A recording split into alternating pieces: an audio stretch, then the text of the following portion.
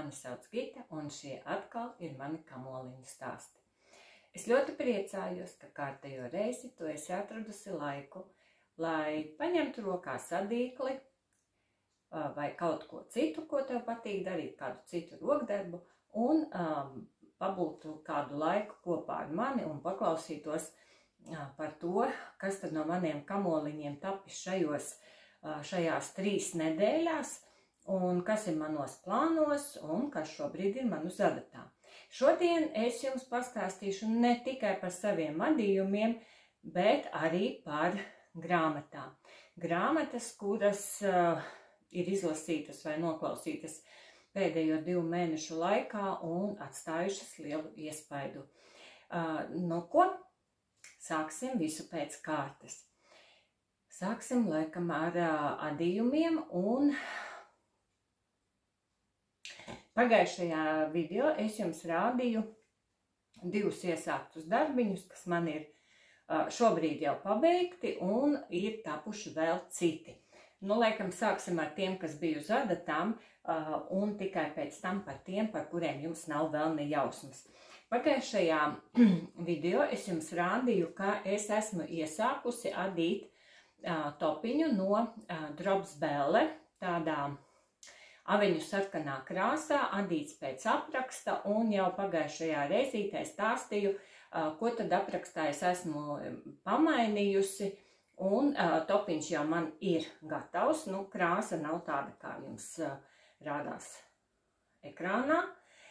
Nu, tādā ļoti vienkāršs vasaras topiņš, kuru jau es esmu arī vilkusi mugurā, kurš ir pabijis pie jūras, un par šo te aprakstiņu. Aprakstā es adīju 5. izmēru, un jāsaka tā, dzija bija nevis tā, kas bija ieteikta, bet es piemeklēju pēc dzijas rupjuma, un tā kā Drops Belle jau es esmu adījusi, tātad šī dzija, tiem, kas vēl nezin, ir kokvilna, nedaudz lins un nedaudz viskozīte. Ja? Tātad pārsvarā kokvilna un mazliet arī no kokvilnas un viskozes. Un jāsaka tā, jau pagājušais es teicu, ka atkāpjoties no apraksta, man ļoti nepatika tas, ka nav kakla padziļinājuma ne priekšpusē, ne mugurpusē. Tad, kad es adīju, iesāku adīt, man tas nepatika, un tāpēc es to izlaboju, un tie ir mani jauninājumi. Tātad šajā aprakstā gan priekšpusē, gan aizmugurē ar nepabeigtajām rindām ir uztaisīti šie te izgriezumiņi dziļāki, lai nav vienkārši taisnas, ka žņauts. Aprakstā man ļoti patika šī te augšiņa, kas tiek adīta labiski krēliski un vienlaicīgi uz viena valdziņa, nu tā kā uzpleča metode, pieaudzēts stāva vajadzīgais, nu un tālāk tiek adīts uz priekšu, veidojot roku riņķus, apvienojoties tālāk, un bija teikts, ka būs nepieciešams 300 gramu dzijas, bet šim te topiņam uz manu L izmēru man aizgāja 5 kamoliņi, tātad 250 grami.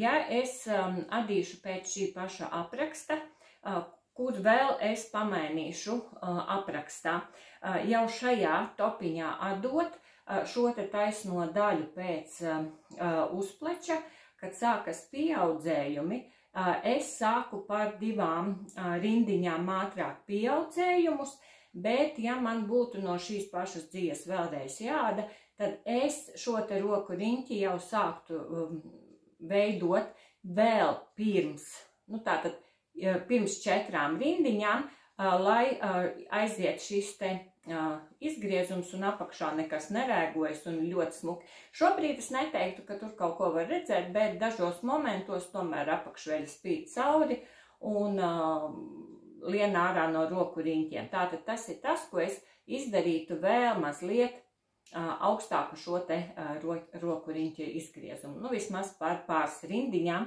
un tad būtu kārtībā. Vasarai topiņš ļoti labs. Dzīve man patīk un es esmu ļoti apmierināta. Topiņa aprakstu un nosaukumu es ielikšu saitīti uz Ravelry apakšā info kastītē, tā kā, ja tevi interesēs, tad tu varēsi atrast, apskatīties un uzadīt sev tādu. Un, protams, pēc šī paša apraksta tur var turpināt uz leju adīt kleitu vasarai, tur izpaušanās iespēju ļoti daudz. Nākamais darbiņš, kas man bija pagājušajā reizītē uz adatām, tas bija plecu lakats, ko es iesāku pirms jūlija adītāju nometnes ērkļos, lai būtu tāda vienkārša adīšana bez raksta kontrolēšanas un viss pārējais. Un jāsaka tā, ka šo lakatu es jau pabeidzu pirms ilga laika, tātad tas ir Pāces vienkārtīgā dzija, kas man stāvēja manos krājumos, un šeit ir izadīti 380 grami, ja es pareizi atceros, tūlīt pārbaudīšu, jā, 380 grami Pāces vienkārtīgās dzijas, un jāsaka, plecu lakats iznāca ļoti liels, adīts zigzag tehnikā, ko es savā laikā mācījos pie Mājas Gotvanī adīšanas skoliņā, un, protams, visu maliņu šoreiz es aptamborēju, nu, lai būtu viens sāns un otrs ir aptamborēts, un augšā ir vēzītī aptamborēta maliņa, lai, nu, tā kā vienojošs elements un kaut cik būtu, nu, tā kā, redziet, plecu lakats liels, kamoliņi negulēs plauktā, nekrās putekļus, bet ar šo te varēs sildīties un viss būs ļoti jauki vēsās ziemas dienās vai vēsos vakaros. Nu, tādi ir mani šie te iesāktie pabeigtie darbiņi, un pagājušajā reizē es jums arī stāstīju par adīšanas nometni un par dzijām, un tāpēc šodien man ir mazi 2 precizējumi.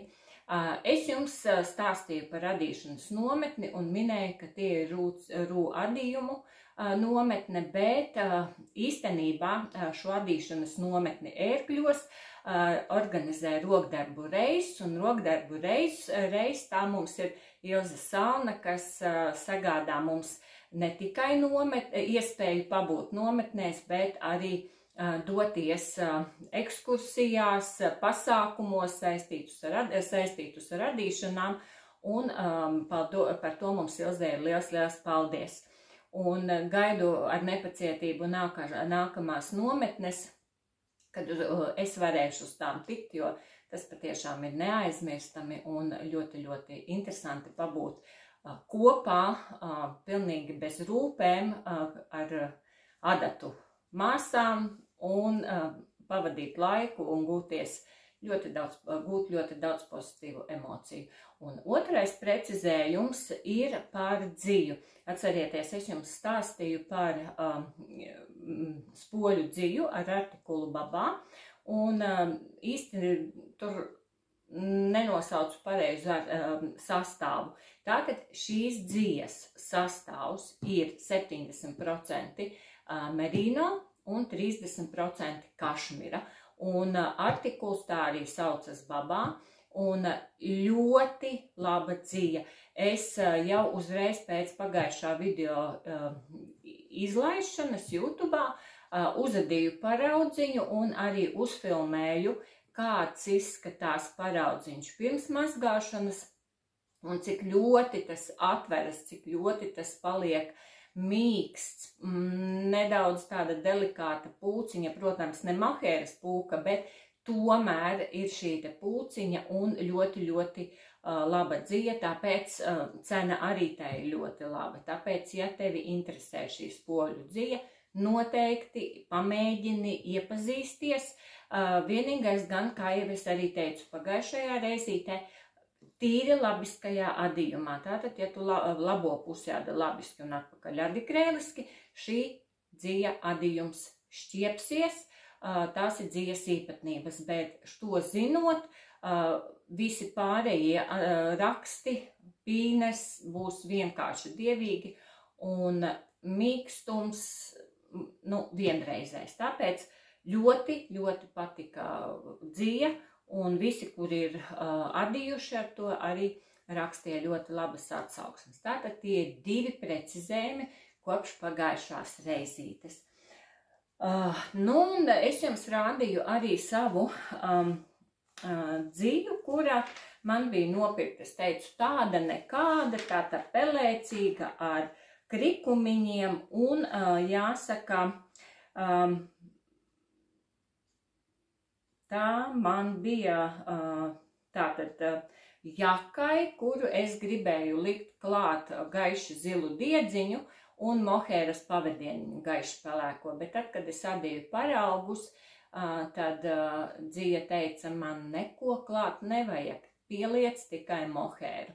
Un patiešām es izvēlējos tikai šo te dzīvu un pieliku gaiši pelēko mohēru. Un tā kā manos krājumos jau kopš pagājušā gada, kaut kāda rudens, stāvēja nopirkts ukraiņu dizainers Natālijas, es pareizi tūlīt atceros, Natālijas Aksionovas jakas apraksts, un jaka saucās Arabeska, un es sapratu, ka tas ir apraksts, kurā man ir jābūt uzadītai šai dzīvei. Un tā man tapa, ka es tūlīt aizpogāšu podziņas, lai jums labāk var parādīt, kurā es pildīju pirmo reizi kakla apdari, kas man īstenībā ļoti, ļoti biedēja. Un tad, kad es iesāku adīt, es sapratu, ak, Dievs, cik tas ir vienkārši. Tur nav nekā tāda, no kā baidīties. Tā tad mana arabeska jaka ar V veida izgriezumu, redziet, kāda apdarīte, dubultā apdarīte no abām pusītēm vienāda, un uzplecītis, kas pāriet rakstainā piedurknes virspusē un beidzas ar valnīti. Otra pusīte piedurknītei ir labiskā, tātad ļoti skaista jaka. Adīju precīzi pēc apraksta, un, kā jau es teicu, šī te aizdarīte, tā ir tik elementāra, tik vienkārša, es pat nebūtu nekad mūžā iedomājusies. Runājot par šo dizaineri un viņas aprakstiem, viņai ļoti daudz skaistu gan vasaras džemperīšu, gan ir vasaras kleitu apraksti, ļoti daudz džemperu, ļoti daudz jaku, un man šis nav vienīgais viņas apraksts, kas ir nopirkts, bet jāsaka, šī ir pirmā jaka, ko es esmu uzadījusi. Adīju tieši pēc tā izmēra, kas man bija aprakstā, manam augumam atbilstoša. Vienīgais viņai adījuma blīvuma, adīja viņai 5. numura adatām, bet tā kā man nebija oriģinālā dzīve un cita metrāža, tad tajā viņas blīvumā es trāpīju tieši ar 4. numura adatām, un man bija šī te dzīve, kā man bija 300,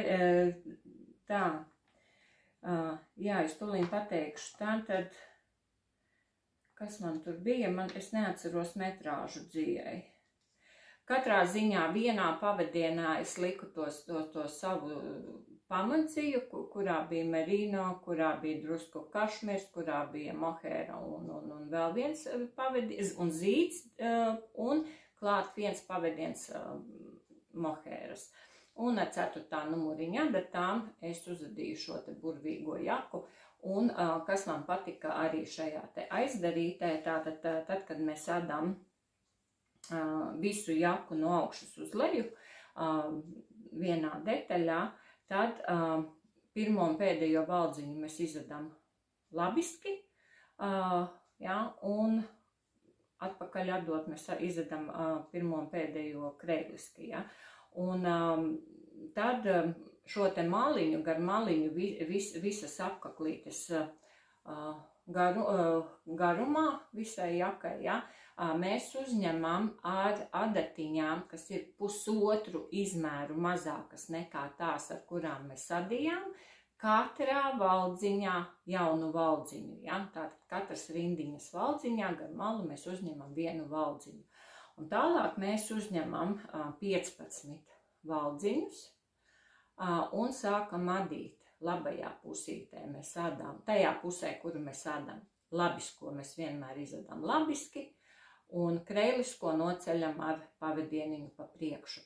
Un šeit pēdējo valdziņu, kas ir uz adatiņas, tātad šeit te aizdarītas malai, sādam labiski griezti ar valdziņu, kas ir mums uzņemts uz šīm te palīga adatām visā garumā. Griežam adījumu atpakaļ un adam atkal visus valdziņus labiskos labiski un kreiliskos valdziņus noceļam ar diedziņu pa priekšu. Un arī smuki izveidojas, izadās šādi te skaisti pokcaurumiņi, kas mani arī vienmēr ir mulsinājuši, un man liekas, tie bija tik vienkārši izadāmi un tik ļoti akurāti un gaumīgi, ka vienkārši ideāli. Un viņai aprakstīja, kā jau es teicu, varbūt neatceros, ukraiņu un angļu valodā, un par angļu valodu es vispār neskatījos aprakstu, es skatījos aprakstu ukraiņu valodā un arī skatījos visus video, jo viņai aprakstā klāt ir pilnīgi visiem soļiem, kā mēs iesākam, kā mēs ļoti neparasti veidojam kakla izgriezuma padziļinājumu mugurpusē. Tādu paņēmienu es vispār nekad nebiju adījusi un pat nebiju iedomājusies. Es adīju un brīnījos, kas tur sanāks, bet iznāca ļoti interesanti. Un viņa visu pastāsta, parāda pa solīšiem mazos video, kā ko darīt. Un patiešām šo te jaku uzadīs jebkurš, kurš ir iesācis adīt un ada labiskos un kreiliskos valdziņus. Jā, un šeit arī apaklīte, paskatieties, viņa ir tik ļoti akurāta, jo, lai nestieptos šī te dubultā maliņa, šeit 8 vietās uz reglāna līnijām, 2 mugurpusītē, un šeit adot šo te maliņu klāt ar nepabeigtajām rindām tika izveidots tas, ka šī te daļa, kas iet tuvāk kaklam, ir īsāka, un šī, kas iet tālāk pie paša stāva daļas, ir mazliet lielāka. Vienīgais, kas nebija, zinot, ka šī te vieta V-veida kakliņam, lai negriežas, tad es ar nepabeigtajām kārtām uz citu pusīti uztaisīju šeit vienu lieku nepabeigto rindiņu un uztaisīju šo te pagriezienu, lai arī šeit nekas nevilktos. Tāda ir mana arabeska. Vakar uzvilku mugurā, aizgāju uz Rīgas svētkiem, noskatījos skaisto strūklaku priekšnesumu kanālā un vakara vēlajā stundā, kaut gan vakar nebija dikti silts vakars, man bija ļoti silti un jauka, un tā ir vēl viena jaka, kas man ir uzadīta, un jakai man svars ir 340 grami. Uz manu L izmēru, tātad mans augums 1,73 m, L izmērs, tā kā plus mīnus tu orientējies uz šo te dzīvu daudzumu. Tāds ir vēl viens adījums, un man vēl ir divi gatavi darbi, kas ir tapuši šajās te nedēļās. Jūlijai, ja es nemaldos, pēdējā diena bija iespēja pēdējā diena pieteikties uz Baibas Jautaiķes akciju. Uzadi un uzdāvini zeķes kādai no adītājām. Zeķēm jābūt ir adītām pēc Baibas Jautaiķes 7x7 zeķēm, un Baiba izlozē visas, kas ir pieteikušās šai akcijai. Mums slepeni atsūtīja informāciju, kādām ir jābūt zeķītēm, tātad gan izmēru, gan to, ko vēlas adītāja, kādas krāsas vēlētos, kādas noteikti nevēlētos, vai gribās mežģīņu zeķes, vai gribās vienkārši parastas zeķītes. Vārdu sakot, mēs pieteikuma anketā rakstījām savus kājas izmērus, savas vēlmes, un Baiba mūs izlozēja, un mēs saņēmām. Mēs zinām, kam mēs sadām, bet mēs nedrīkstam teikt. Mēs drīkstam rādīt dzijas, kā mums iet procesā, bet nedrīkstam. Un novembra sākumā tātad būs viens datums, kurā mēs viena otrai sūtīsim šīs te uzadītās zeķītes, un tā būs tāda akcija, kurā mēs sagādājam prieku kādai no adītājām un saņemot arī pretī dāvaniņu. Un šobrīd, tā kā līdz novembrim laika daudz, Baiba ir speciāli izstiepus tā garumā, lai tas viss būtu bez stresa, mūsu šī brīža uzdevums ir izvēlēties sagādāt dzijas, no kurām mēs adīsim, jo tūlīt septembrī tās, kuras vēlēsies, varēs kopā ar Baibu meistarklasē apgūt šo te zeķu adīšanas paņēmienu 7x7, kas ir Baibas izdomāts dizains un patiešām ļoti ērts uz kājas un viss, un tātad mēs šobrīd gādājam dzijas. Tā kā es esmu jau adījusi pēc šī paņēmiena zeķu ceļojumā, kas jau bija vairākus gadus atpakaļ, zeķes, cukurzirni, tad man bija gan apraksts, gan arī šīs zeķītes bija uzadītas. Bet, kaut kā neesi lāga vairs pa šiem gadiem atcerējos, kā tas sadās neko, un tāpēc es ņēmu talkā Baibas aprakstu un paņēmu no saviem krājumiem Lana Grosa zeķu dziju, kas man bija nopirkta jau arī pirms kaut kādiem gada vismaz, ja ne vairāk, un Melina Veit, un uzadīju paraudziņu zeķītēm. Un tā man tapa šādas te zeķītes pēc Baibas jautaiķes 7x7, parādīšu reku varbūt pēda. Šīs te vienīgais, ko es izdarīju ne tā, kā bija aprakstā. Uz manas tad, kad ada pēc Baibas apraksta, tur tas zeķi ada no purngala. Uz 7 daļās, 7 daļas sadalītas, un katrā daļā tiek pieaudzēts pa vienam valdziņam pēc noteikta intervāla. Un tas intervāls tur ir, tā kā visu laiku vienāds, un tad man sanāca šis te sākums tāds diezgan spits, kas uz manas kājas izskatījās, tā dīvaini, vismaz man pašai īsti nepatika, jo man tas garais pirksts kājai nav tik garš, un tāpēc es izdarīju mazliet modifikācijas. Pirmajās 3 rindiņās starp pieaudzējumiem es samazināju par vienu to starprindiņu mazāku, un tālāk jau tad es turpināju adīt tieši viss tā, kā ir Baibai pēc apraksta, un nobeidzu valnīti ar adatiņu. Tā kā parasti ar adatiņu, tas itāļu uzmetums, kā mēs pabeidzam valnīšus, sašujot ar adatiņu. Ja? Labiskos ar labiskajiem, krēviskos ar krēviskajiem, un tad tas iznāk ļoti smuks, un man šis zeķīšu aiztaisīšanas veids, adu no purngala, patīk vislabāk, un tas arī kaut kā visakurātāk, manuprāt, izskatās. Tas ir tas, bet katrā ziņā apraksts ir ļoti vienkāršs, zeķītes uz kājas guļ vienkārši, un šis ir mans paraudziņš. Un jāsaka tā, ja es runāju par šo te Lana Grosa dziju, tad tā bija Lana Grosa Melina Veit ar alveju.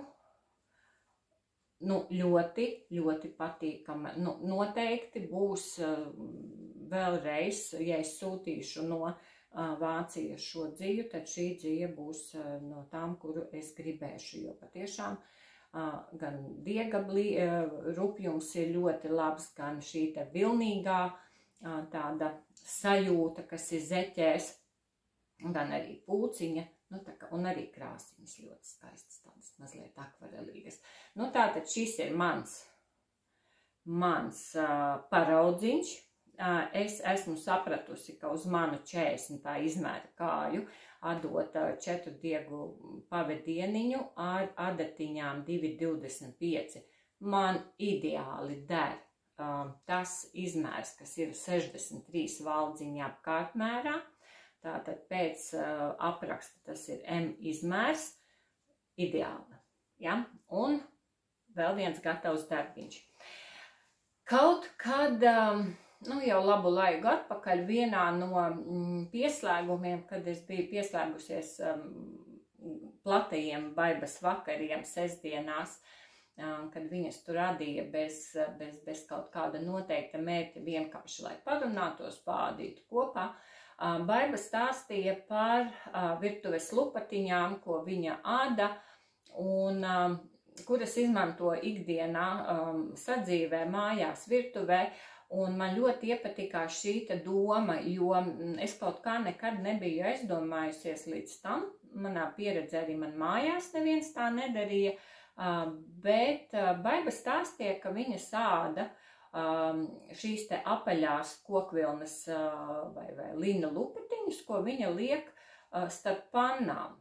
Tad, kad mēs liekam glabāties plauktā pannas, mēs saliekam vienu uz otras, un tāpat tur notiek rīvēšanās un nedaudz bojājas pannas virsma. Un viņa sāda šīs te lupatiņas, ko ieliek iekšā pannā tīrā, un tā pasargā pannas virsmu. Man šī ideja kaut kur aizķērās prātā, un tad, kad mēs tajā pirmajā iepazīšanās reizē, kad mēs sapazināmies un runājām par šo te zeķu adīšanas un dāvināšanas akciju, atkal iznāca runa par šīm te virtuves lupatiņām, jo šobrīd Baibai notiek testēšana jaunai lupatiņai, bet viņai jau ir apraksts uz liepu lapu lupatiņu virtuves, kas ir adīta, un viņa arī rādīja mums, kā pareizi vienkārši savienot šo te lupatiņu, tad, kad tā ir uzadīta. Un man radās ideja, ka jā, kāpēc gan ne, jo man tas ļoti patīk, un šīs lupatiņas tiek izmantotas ne tikai priekš tā, lai pasargātu pannu virsmas, tikpat labi uzliec uz galda karstu teikanu, lai nav jābojā galda virsma, tu vari uzlikt apakšā.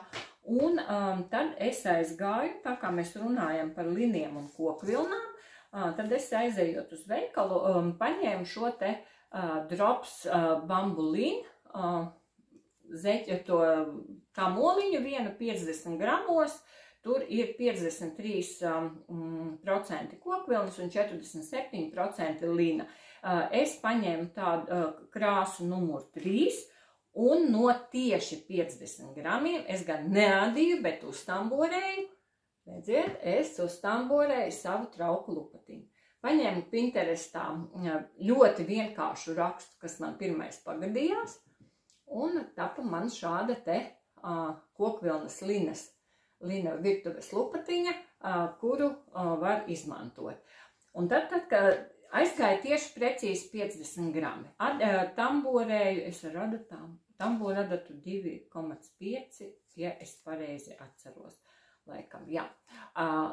Uztamborēju, un tad es sāku domāt, ka manā plauktā no pagājušā gada vasaras, kad es mazmeitām adīju kokvilnas topiņus kā zārā, man ir palikuši tādi gaiši zaļi kokvilnas kamoliņi, kurus īstenībā kaut ko adīt ir par maz, un tā man viņi tur stāv. Un tad es domāju, kāpēc man virtuves lupatiņas nestamborēt no šī te zaļā kokvilnas diedziņa. Nezinu, kas ražotājs, jo tie man no kamoliņa atnāca tika uzdāvināti bez etiķetēm. Es zinu, ka tā ir kokvilna, un tieši ar tādu pašu rakstiņu es uztamborēju vēl 2 lupatiņas. Nu, redziet, un tagad man jau ir 3 lupatiņas, kuras, nu, var kaut vai ārā dzerot vakarā tēju uz terases vai kaut kur uz galda uzlikt, kaut vai istabā, virtuvē uz galda dzerot tēju vai ieliekot starp pannām, lai nebojātos, ir tapušas šīs 3 lupatiņas. Un šī ideja man ļoti patika, un šis savukārt bija tāds aizraujošs process, pilnīgi vienkārši atpūta, ka tu vienkārši vienā brīdī paņem, un tu pat nesaproti, pa kuru brīdi tev ir vienkārši gatavs darbs, un tas ir tāds atpūtas tamborējums šim te vakaros, kad varbūt no tā pamatadījuma tu esi mazliet piekusis un gribas atslēgt galvu un gribas kaut kādu vienkārši ātru procesu. Un, ja tev šī ideja patika, tad es būšu priecīga, ka tev tā noderēs. Tā nāk no Baibas Jautaiķes, un paldies Baibai par to. Un Baibai šobrīd, kā jau es teicu, Raveldī ir viens aprakstiņš, ko viņa pati ir uztaisījusi, izdomājusi tātad liepu lapu lupatiņas, un šobrīd testēšanā ir vēl viens cits aprakstiņš, kas man ļoti patika un kuru es gaidu. Tas gan būs arī adīts netamborēts, bet mums Pinterests ir pilns, tā kā tu vari paskatīties un lai tev top jaukas skaistas lupatiņas. Ja tev ir kāda ideja tāda ļoti, ļoti vērtīga, kas ir raksturīga, nu, varbūt jūsu mājās no pieredzes, varbūt lietas, ko jūs lietojat, bet varētu būt noderīgas arī citiem, kā šī te virtuves lupatiņu esamība, tad es būšu ļoti priecīga, ja tu komentāros padalīsies, jo man tas būs interesanti, iespējams, pilnīgi noderīgi, un es domāšu, kā es bez tā varēju dzīvot, un es domāju, ka arī pārējām, kas lasa komentārus un skatās video, tas nāks tikai par labu. Nu, redz, tie man ir, tie mani gatavie darbiņi, kas man ir tapuši 3 nedēļu laikā, un ja tā pavisam godīgi, tad es pati nesapratu, pa kuru laiku to visu dabūju gatavu, jo nedēļa no 5.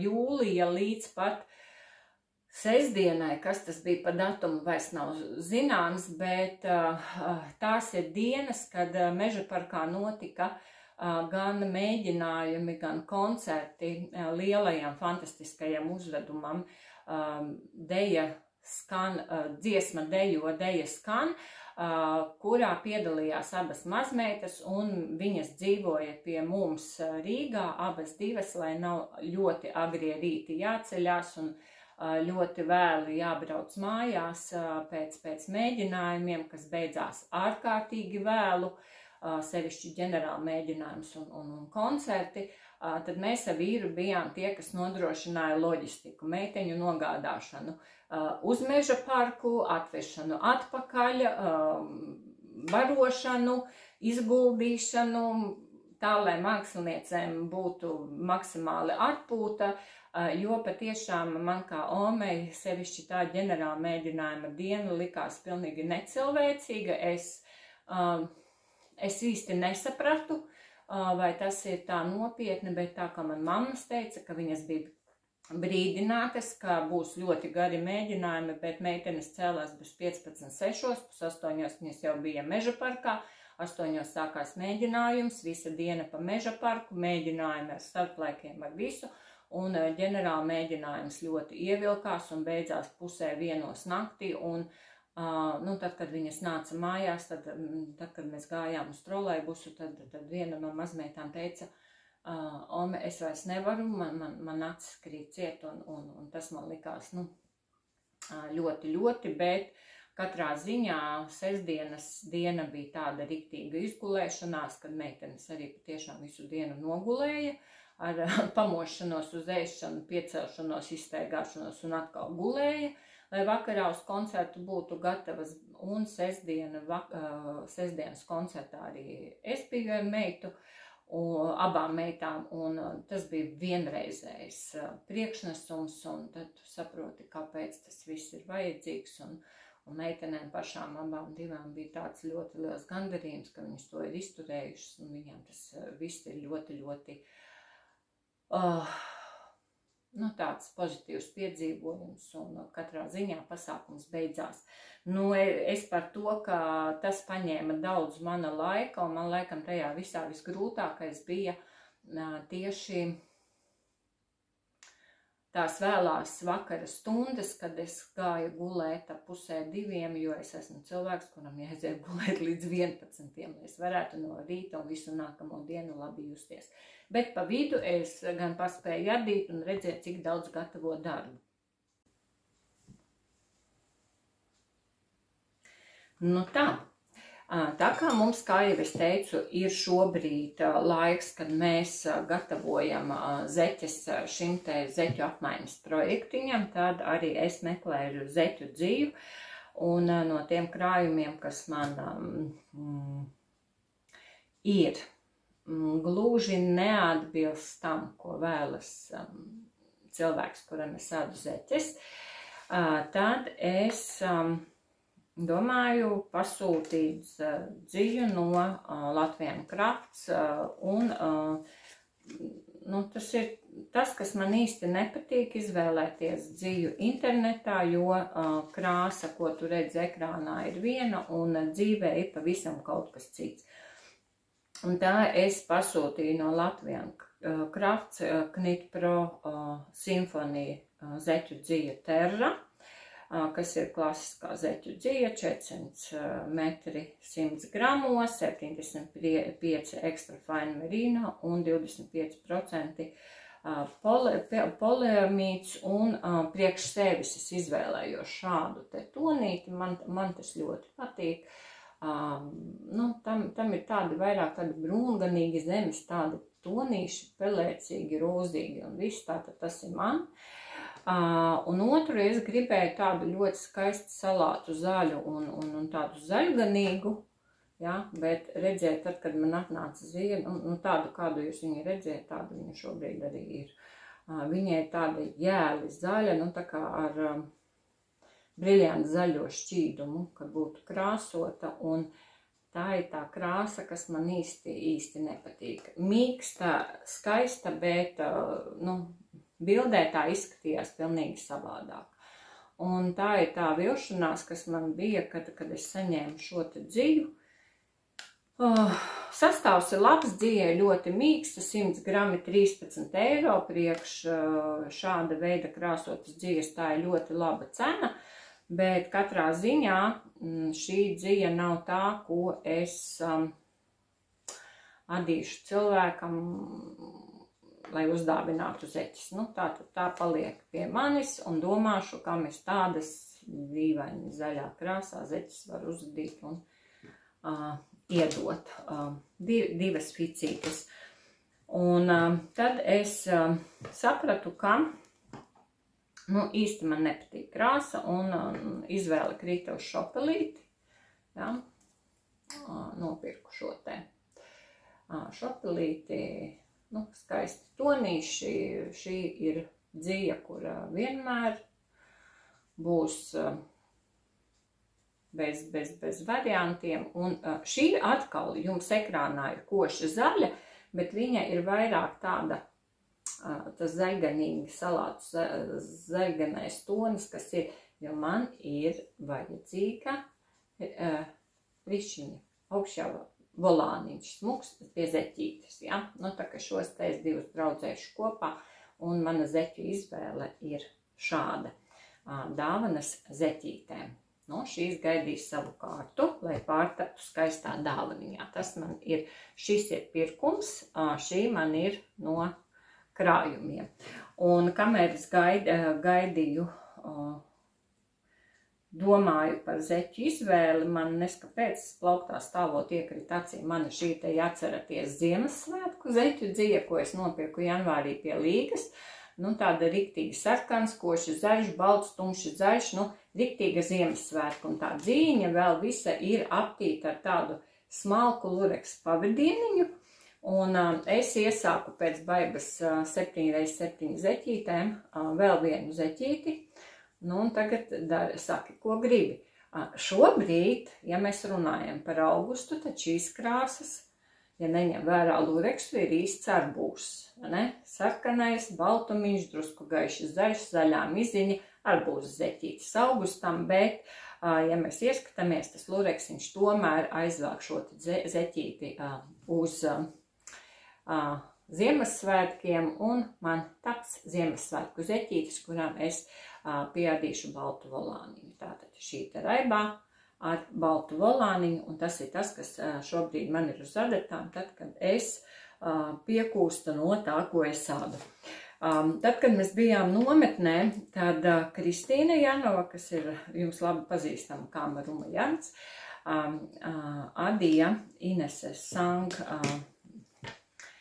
jaunā lakata, ja nemaldos, lauma šalle, liels lakats, lakatam 2 izmēri testa variantu, un man tas tik ļoti iepatikās, ka tik līdz iznāca apraksts, tā es to nopirku, un šim te lakatam izvēlējos šobrīd uz akciju nopērkamu, viena no manām mīļākajām drops dzijām, tātad drops alpaka, bezgala maiga, bezgala mīksta, tādā pašā metrāžā, kādā atbilst šallei, un es izvēlējos šīs te 2 krāsas. Un šobrīd tas ir otrais mazliet vakars, kad es esmu tikko iesākusi, šī ir tā lieta, ko es ādu pa drusciņai, un tātad visas šalles garumā ies tāds skaists mežģīņa raksts vienā krāsā, tālāk pamatrakstu no rozā raksta atdala tādi ļoti interesantas un ļoti vienkārši adāmas pīnītes, nepadomātu, ka tik ļoti vienkārši to var izdarīt, un tālāk jau viss pārējais lakats uz palielinājumu iet tādas skujiņā mežģīņa rakstīņš slējās uz augšu, un adās liels 3 tur lakats, 2 izmēros, viens mazliet mazāks, otrs lielāks, un gar visu lakatu vēl apakšmaliņu, visu šo te maliņu, tur piedās atsevišķi vēl maza smalka mežģīnīte. Šis ir tāds adījums, kuru, ja šo pelēkā raksta daļu ļoti viegli atcerēties un nav problēmas, tad šo te mežģīņu rakstu jau redziet, cik es esmu raportiņus uzadījusi. Tur ir jāskatās katra rindiņa, katrs pieaudzējums, kaut kā man viņš nepaliek atmiņā. Varbūt vienkārši jāpiesēžas, jāpapēta vairāk, bet tā ir tā daļa, kas man tā kā īsti atmiņā nepaliek. Tā kā tāds diezgan sarežģīts dēļ šī te mežģīņa raksta priekš manis ir adās intersijā, savienojuma vietiņa arī ļoti smuki veidojas, gandrīz nemanāma, ja. Tā kā ļoti jauki, un šis man ir tāds procesiņš, kuru man jāskatās gan rakstā, tā kā tur nekāda filmas beigās skatīšanās nesanāk, jo fonā, tur ir jāpievērš uzmanība rakstam. Un tāpēc man ir citi procesi. Šis man ļoti labi der, tad, kad es klausos audio grāmatas. Un, ja mēs runājam par grāmatām, tad šovasar es esmu gan lasījusi grāmatas, pietiekami daudz, gan arī klausījusies, un laikam grāmatas, kuras man ir palikušas, atstājušas tādu ļoti lielu iespaidu uz mani šajā vasarā, un pirmā no grāmatām, ko es izlasīju, bija Tīna Hārneska Ļaudis, kas sēž sniegā. Tā šogad ir bērnu vecāku žūrijas viena no grāmatām. Grāmata, kuru es, laikam, tik daudz salīdzinājumus, cik ir šajā grāmatā, es nevienā citā nebiju nekad lasījusi. Grāmata ir par sāmiem, par ģimenes saknēm, par cilvēku iekšējo pasauli, par attiecībām vienam ar otru. Jā, varbūt ir grūti ielasīties, bet katrā ziņā, tad, kad es šo grāmatu izlasīju, kaut kur, dziļi sirdī, tā man iekrita, un tā bija tā, kas man patika, jo pēc pagājušā gada grāmatām, kas bija pilnas ar vardarbību, ar izvarošanām, ar pazemošanām un visu, šī bija tāda, tā kā atelpa, kaut kas gaišs, kaut kas skaists, valoda burvīga un arī drusku vairāk uzzinot kaut ko par sāmiem, par sāmu tautas likteņiem, tepat Zviedrijā, Somijā, tas nāk tikai par labu. Nākamā grāmata, ko es izlasīju, bija Miha Kovāča Lasu tātad esmu, filozofs, kurš savā nelielajā grāmatiņā mums min pamatotus pētījumos balstītus 10 iemeslus, kāpēc ne tikai bērniem, bet cilvēkiem mūsu digitālajā laikmetā ir jālasa grāmatas. Grūtības, kuras ir jāpārvar, neskatoties uz to, ka negribu, nesanāk, nepatīk, kas pēc tam šī te lasīšanai dod šo te papildus efektu, visu kritiskās domāšanas, spēju izteikties, vārdu krājumu, īstenībā visu to, bez kā mēs nevaram iztikt. Un ar digitālajā pasaulē, mūsdienu sabiedrībā, ja mēs nelasīsim grāmatas, tad tās ir tās pamatlietas, pamatprasmes, bez kuras mēs vienkārši neapgūstam tik pamatīgi, cik lasot grāmatas. Tāpēc grāmata ir atrodama gan veikalā, šī arī bērnu žūrijas vecāku grāmatiņa, gan arī mūsu grāmatnīcās. Izlasīju un aizgāju un nopirku, jo šī patiešām ir tāda, teiktu, pētījumos balstīti ļoti pamatoti skaidrojums, kāpēc tad mums ir jālasa grāmatas, un man kā pedagogam tas ir rokas grāmatā, lai es runātu par to ar vecākiem, lai es runātu ar bērniem, un ne tikai ar svešiem, bet arī ar saviem mazbērniem, kuriem arī grāmatu lasīšana laikam šobrīd nav tā mīļākā nodarbe, bet ļoti vajadzīga. Un tad grāmata, kas man atstāja ļoti lielu iespaidu, arī bērnu vecāku žūrijas grāmata, šogad ir Rūtes Šepetis Man tevi jānodod. Grāmata par Rumāniju, par pēdējiem mēnešiem pirms Čaušesku sodīšanas ar nāvi, pirms režīma krišanas, par ģimenes savstarpējām attiecībām, par visām izsekošanām, nodošanām un visu. Un te man jāsaka tā, ka šī grāmata mani tā kā šokēja, tā kā lika aizdomāties, jo tā ir mana vidusskolas laiks, galveno varoņu dzīves laiks, kad mēs dzīvojām Padomju Savienībā. Jā, mēs zinājām par visiem režīmiem, par visu, bet tik ļoti, kā 80. gadu beigās, vēl 80. gadu beigās gāja Rumānijā, kā dzīvoja cilvēki. Tā kā es līdz tam nebiju aizdomājusies, mani tas šokēja, un grāmata bija patiešām ļoti interesanta, jo gan autore, gan arī cilvēki, kas viņu atbalstīja šīs grāmatas tapšanā, ļoti daudz ir pētījuši dzīves stāstus Rumānijā. Viņa rumāņi paši ir stāstījuši, strādājuši, lai parādītu šo te Rumānijas vēstures tādas ļoti nozīmīgas lietas, un grāmata lasās ļoti viegli, ļoti laba valoda, un ļoti interesanti bija arī savilkt paralēles ar to, kā notika šī te Latvijas neatkarības atgūšana un to, kā tas notika Rumānijā. Tad jāsaka, mums vēl paveicās vienkārši ar šo te dziesmoto revolūciju, bez lielām asins izliešanām un visa pārējā. un mēs tomēr nedzīvojām tik drausmīgos apstākļos, kā man likās, kā bija Rumānijā. Nu, tāds daļēji uz vēsturi atsaucās šis te romāns.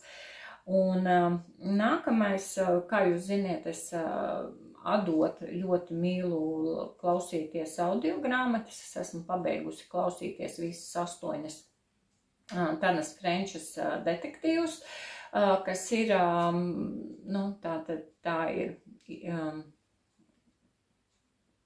tā ir nevis Islande, pēkšņi man ienāca prātā, akdieniņās, Īrija. Tā ir Īrija, katra grāmata ar ļoti tādiem kolorītiem personāžiem, cilvēku iekšējo pārdzīvojumiem, ar ikdienu, ar visu pārējo, un fonā ir šī te detektīvu sižeta līnija, kas nu, grāmatu padarīja ļoti interesantu, un to es arī, kā es ieslēdzu, tā es vienkārši nevarēju nolikt malā un klausījos un adīju, un tā man ļoti patika. Un šobrīd grāmatu plauktos grāmatnīcās pamanīju jaunu detektīvu Sarkanā karaliene, kas arī šur tur topos parādās kā grāmata, kas ir, un tāpēc es arī paņēmu noklausīties šo te grāmatu. Tā ir Juans Gomes Jurado, spāņu rakstnieks, detektīvs, Sarkanā karaliene. Galvenokārt darbība notiek Madridē. Nu, tāds ļoti savdabīgs detektīvs, kurš arī aizrāva ļoti ātri. Un beigas bija tādas, ka būs turpinājusi. Un es gaidu kādu nākamo šī te autora grāmatu, jo man patika. Un vakar es pabeidzu klausīties grāmatu Lakstīgala. Kristīne Hanna Lakstīgala, zinu, ir grāmatas izdota latviešu valodā, grāmatnīcā nopērkama, bet es viņu nopirku par stipri lētākām naudiņām un noklausījos krievu valodā, tulkojumā, audio grāmatu. Nu, tā grāmata mani saviņoja, tā līdz sirdsdziļumiem, un atkal ir jāsaka tā dzīvodama un uzaugusi Padomju Savienībā. Praktiski mana bērnība ir pagājusi ar ļoti daudzām kara filmām, jo tas bija tas, ko rādīja televīzijā. Nebija daudz lielu izvēļu to, ko skatīties, un mākslas filmas, ko rādīja, to mēs arī skatījāmies, gan pieaugušie, gan bērni. Un tāpēc jāsaka, mana bērnība ir uzaugusi uz ir ar ļoti daudzām kara filmām, un laikam par Otro pasaules karu un tā kā fašistiskās Vācijas zvērībām. Galvenokārt mans priekšstats veidojies par to, kā tas ir bijis pie mums un Krievijas teritorijā. Tas, ko man ir stāstījusi mana mamma, kā viņi dzīvodami Latgalē, ir savās mājās sagaidījuši vienas armijas ienākšanu, otras armijas ienākšanu, kā viņi ar vectēvu un veco mammu un māsu ir slēpušies pa naktīm mežā, jo nekad nevarēja saprast, kā tas būs, kad frontes līnija gāja pāri viņu pagalmam un mainījās armijas. Viņa ir stāstījusi, ko viņa kā meitene atcerās no šīm kara dienām, no šausmām, kā tika nošauti kaimiņi, kā tika sadedzināti dzīvi cilvēki šķūņos, ko darīja gan vienas armijas, gan otra armija. Arī mūsu rados nav izticis bez izvešanām, slēpšanās kara laikā bunkuros. Man vecmāma slēpa vectēvu bunkurā 2 kara gadus.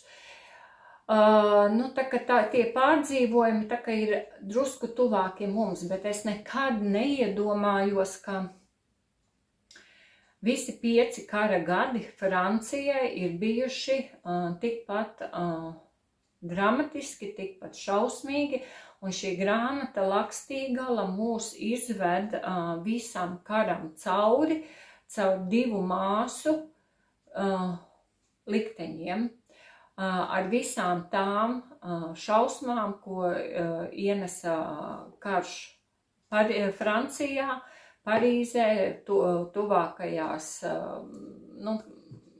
Parīzē tuvākajās pilsētās, ar visiem pretošanās kustībām, ar visu. Un tā ir tā grāmata, kura patiešām paņem līdz pēdējam vārdam.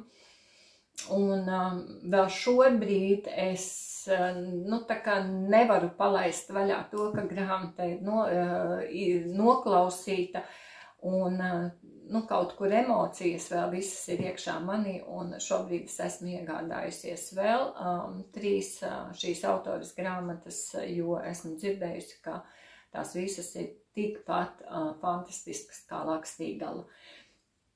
Ko es šodien esmu ārkārtīgi daudz runājusi gan par to, ko es esmu adījusi, kas ir nopirkts, kas šobrīd ir uz adatām, par plāniem gan nē, jo pašai patreiz plānos nav nekā tāda, ko man ļoti, ļoti gribētos, bet katrā ziņā gribu teikt, ka šī te Natālijas Aksionovas apraksts jakai ir dievīgs, tāpēc visus aprakstiņus es ielikšu saitē infoboksā, un es ceru, ka tavas 2 nedēļas vai 3, ko mēs nebijām redzējušās, ir arī tikpat ražīgas. Ja nedaudz darbi ir izdarīti, tad vismaz tie ir sagādājuši tev prieku, atpūtu un gandarījumu, un es šodien saku tev paldies, ka visu šo garo video laiku tu biji kopā ar mani. Lūdzu, ja tev šis video ir paticis, ieliec īkšķīti uz augšu, jo tas ļoti palīdz video ieteikšanai, atpazīšanai un visu, un tas ir arī paldies man. Un ja tev ir jautājumi, ieteikumi, varbūt tu esi izlasījis pēdējā laikā kādu ļoti jauku grāmatu, ar kuru tu gribētu padalīties, noteikti ieraksti komentāros, jo tas ir ļoti labi, ja mēs varam dalīties ne tikai ar tām grāmatām, kas ir izlasītas, bet ieteikt viena otrai, tā mēs nonākam pie šīm labajām grāmatām. Ja tev ir kāda ļoti vērtīga ideja, kas ir iedzīvojusies tavās mājās, varbūt no mammas, no vecmāmiņas, kā šīs te virtuves lupatiņas, noteikti raksti. Ja gribi kaut ko pajautāt, arī raksti. Bet tagad gan. Es domāju, ka mēs ar jums jau tiksimies septembrī. Tad, lai labi adās, lai daudz jaunu ideju, un tas, ko tu dari, tev sagādā prieku. Un vēl mazliet vasaras, un tad jau tiekamies rudenī. Atā!